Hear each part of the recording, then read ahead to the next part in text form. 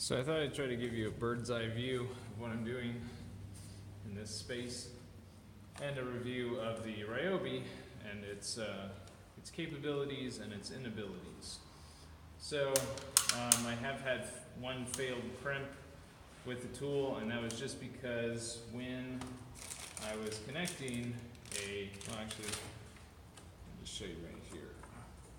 So when I was connecting this crimp, I put it on there and started crimping it, not realizing that this thing kind of sucks itself into whatever fitting it is you're crimping, and so it pulled the tool into the bottom of this barb here, and it twisted it a little bit, and so this crimp got all messed up. So that's one thing to be aware of with these power crimpers, is that you can't go like this. You have to turn it a little bit and leave room.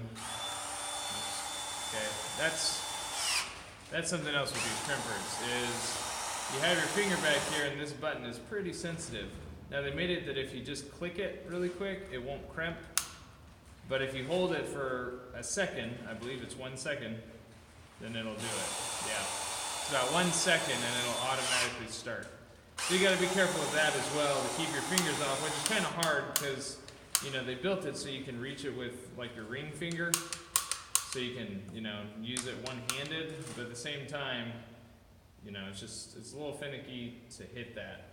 I wish maybe, I don't know, there was some sort of safety, some easy way to, I don't know, either flip a lever or something before you push the button so that your finger could rest on that, so you can get in there and then you could just like, I don't know, it'd be kind of hard.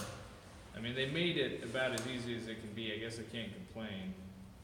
But anyways, your finger hitting that button accidentally is just something to watch out for. So anyways, when I was in here, it just pulled it up into this, bent this crimp, had to cut that off. Not a big deal, but just something to be aware of. You gotta have enough room around it, and you really need to bring it up like this onto the fitting. You can't do it from down here, or else it hits that fitting there. That's really only with these T's. So you wanna come in at more of a 90. The other problem is right here where I'm going through this stud. I want to be able to get my crimp ring, you know, onto there. I'm putting on, you know, a little stub out right here. So I need to crimp it really close to the wall here, which this thing cannot do. There's not enough room. Again, hitting that thing. So anyway, it's just too close. I can't get in from any angle to do this. It's too bulky. So that means I've got to go back to my manual crimper right here and get into that space.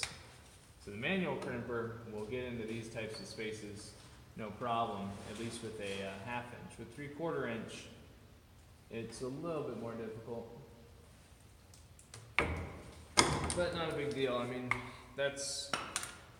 you really got to have both of them when you're doing jobs like this. But yeah, I just wanted to point out a couple of these things with the Ryobi, is hitting that button with your finger, making sure that you're aligned properly with your crimp before you pull the trigger so it doesn't collide with the fitting, and getting into tight places. It's a little too bulky for that. You can see it's about the width of a stud. Yeah, a little bit thicker than a stud. It's probably about 1 1/4 inches, or sorry, 1 3/4 inches, somewhere around that as far as its width. So you got to be aware that you're not going to be able to fit into the same places as you would be with this little thin manual crimper. Let's see, besides that, this thing is done good. I used it on 1-inch PEX and solid crimp, no problems there. It does seem like with these little dies here that it pinches the top of the crimp rings a little bit, so I guess watch out for that. If this thing's not seated perfectly, it could pinch into your copper and cause basically like a bunny ear on top of your copper rings. But yeah, so far so good. We're going to keep on going. Also, just so you can see the setup that I've got here, because it is a little weird, what I'm doing basically is I'm going to have, this is a sink drain here. I'm going to have my stub outs coming out right here. And then I've got this extra water line, cold and hot here, because in this building, I'm gonna take you down off your point of view. In this building, we don't have a central hot water heater. This is an office complex. And so what they want to do is they want to put an under the sink little 4-gallon hot water heater, so that'll fit in this space. So I'm going to have hot water tying into that under the counter heater right here, and then cold water that's going to be, you know, for the inlet coming into the hot water heater. Then what I'm going to do, and why I've got this little T on there, is I'm going to be taking hot water from this sink, and I'm going to go through the wall and connect it to that sink over there, because that's an ADA compliant bathroom. So I can't have a hot water heater under that sink, so it's going to have to travel the 7 feet or so going through those 2x6s to go into that bathroom to feed that one with hot. So this little 4-gallon tank will provide, you know, a minute maybe of hot water.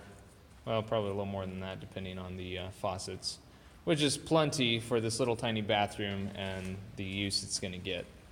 And so they'll just have, you know, a 20 amp circuit bringing power to this hot water heater, and it'll be a little bit cheaper than going with a traditional hot water heater. And yeah. Oh, and then this CPVC is for the relief valve. I'm not going to have a pan. It's going to be mounted to the side of the cabinet. I'm not going to have a drain pan. If it ever bursts, starts leaking, you know, someone will hopefully be here to notice it. But yeah, I'm not going to stick a pan underneath it, just a relief line going outside, and that is taken all the way outside there.